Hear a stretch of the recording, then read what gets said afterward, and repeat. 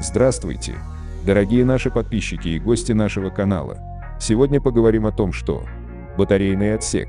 Линейка Mercedes-EC расширяется за счет малого фургона ECT. Всплеск электрифицированных автомобилей Mercedes еще не закончился.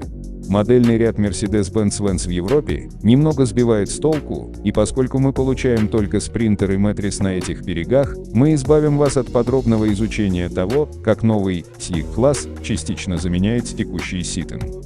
Итак, вот что вам нужно знать. Там есть C-класс, совместное предприятие с Renault и связанное с небольшим коммерческим фургоном Kangoo, и этот новый Concept ECT представляет собой электрическую версию Mercedes-EC как указанного C-класс. Другими словами, представьте, что C-класс примерно такого же размера и формы, как Ram ProMaster City или Ford Transit Connect. Теперь электризуйте это и поместите на него 3 звезды Mercedes, и вы окажетесь в правильном пространстве. Модельный ряд Mercedes-EC сейчас становится серьезным.